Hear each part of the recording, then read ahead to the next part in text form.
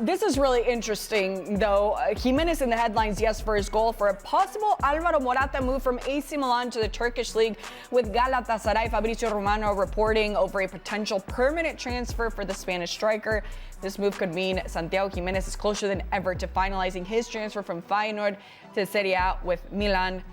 The deadline, no pressure for them, is on Monday. With the deadline fast approaching, do you see this happening for Santi in this window? I mean, about half an hour before I came into the studio, I was reading reports about it's getting done in the next hours. It's going to happen.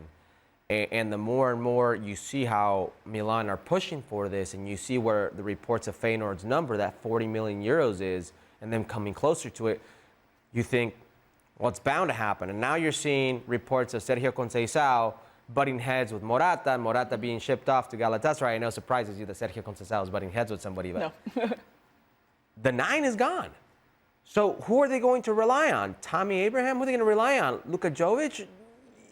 No. So it's going to be that this gets done, and immediately Santi Giménez, baptism by fire in one of the most difficult defensive leagues in the world, tactically difficult, with a very demanding coach and a fan base that is nowhere near happy in their position in Serie A, regardless of the Supercoppa, the Italian Super Cup title, regardless of the changes. They want more. They see the town rival and what they've done in the previous years, whether it's Serie A or whether it's Champions League, and they want some too, and they know they are a storied club. So the pressure is going to be on.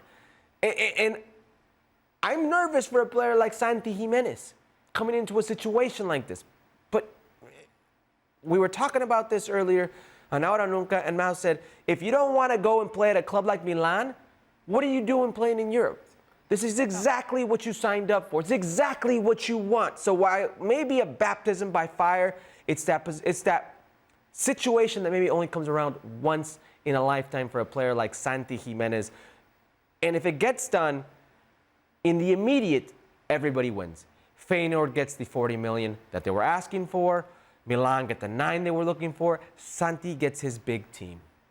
Is he worth those big numbers that you just mentioned? It's difficult because, and this isn't an American versus Mexican thing, but I think about a player like Christian Pulisic who went for 20 million. And he has been an absolute steal for Milan. 20 million, and he's got 42 goal involvements since last season. They're going to measure a Santi Giménez, a $40 million deal, with that type of deal, with that type of production, with that type of return. So immediately you're behind the 8 ball. And if you're sitting here and asking me if I trust Santi Giménez in a high-pressure situation, I don't know if I do. Maybe, and this is so unfair, but maybe if the high-pressure situation of the Mexican national team was bearing more return on the goal production front, I would feel better at it. But I've already seen him crumble in one situation where the pressure's been too much. At the CONCACAF level, this is AC Milan, a top 3-4 footballing brand in the world, storied franchise, one of Europe's biggest historical winners. The pressure is going to be immense for Santi Giménez. And I think we're in a situation now where nobody is spending on 9s like they used to. Nobody's spending. I mean, you look at players, Osimhen. There wasn't money that Napoli wanted, so they loaned him out to the Turkish league and ends up in almost like in Saudi Arabia. That's where the money is. But in Europe, I think the market has been reset. So I think this is going to be a trial run for a player or in the mold of Santi Giménez to see if there is going to be more market value for those type of players out there. It's going to be difficult. Yeah. I'm not saying he won't do well because he's shown that he can score in bunches in Europe. but it's going to be a high-pressure situation for sure. Yeah, I mean, I understand this is a player that has to have his feet on the ground when it comes to this is going to be a tough situation, but I would also hope that not only him, but his team around him, including his dad, who knows what it's like to be not under this kind of pressure, but under pressure for sure, El Chaco Gimenez, can say, don't turn this away just because it looks like a tough situation. This is someone who needs to be comfortable with being uncomfortable. Because when it comes to the club level, he can get used to that and translate it to the Here's Mexican what I'm hoping, and I was trying to get at this with Ricardo Pepi. There's an Eredivisie tax. You could do it in the Netherlands. You could do it there. Can you do it at a higher level?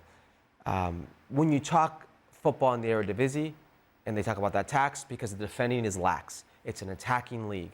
Well, you're going into a very good defensive, tactical league where defenders go, and many defenders have said, I thought I knew how to defend, and then I went to Italy. I learned how to defend.